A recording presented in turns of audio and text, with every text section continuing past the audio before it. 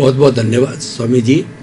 अब एक भगवान का जो कहा हुआ जिन वाणी है वो मैं यहाँ कोट करना चाहूँगा। अपना सच में सेजा मैतिंग बुए सु कप पाए। स्वयं सत्य खोजो, सबके साथ मैत्री करो। सत्य को खोजना है और मैत्री करनी है। ये दो चीजें किस तरीके से जुड़ी हुई है कि सत्य को खोजने के लिए मैत्री करनी पड़ेगी। इन दोनों का जोड़ कैसे है ये हमें थोड़ा बताइए, जिसके अंदर आपकी आर्ट ऑफ विजन भी लग जाए, अध्यात्म विज्ञान भी लग जाए और सब चीज होलिस्टिक बन जाए। देखो,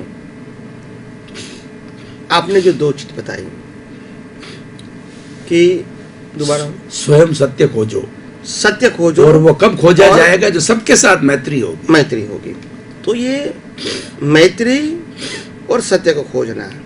तो सत्य को खोजने के साथ मैत्री क्यों जुड़ा?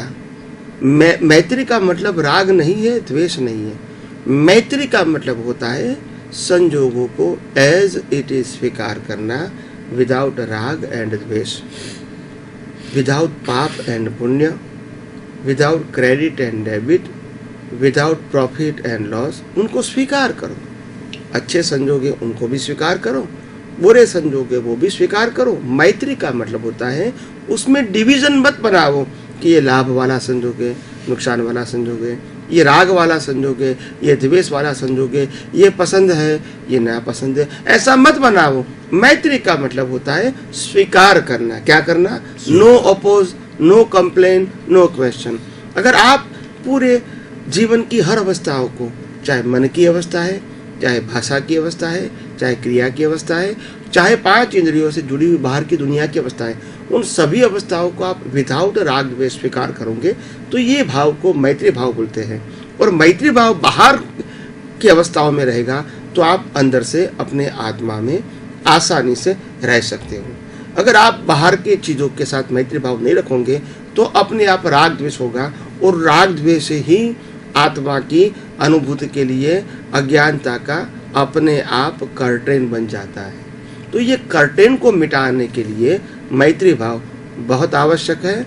अपने पद में रह के हर अवस्थाओं के साथ मैत्री भाव रखो। मैत्री भाव यानी no division, no division, no duality. Duality का मतलब होता है द्वंद्व। कोई भी द्वंद्व नहीं, अच्छा है, बुरा है, पसंद है, नापसंद है, लंबा है, छोटा है। तो ये ड्युअलिटी नहीं। मैत्री भाव का मतलब होता है to accept as it is without blame and claim. ये मैत्री भाव से संसार जो है धीरे धीरे समाप्त होता है और आत्मा मुक्ति की ओर आगे बढ़ता है।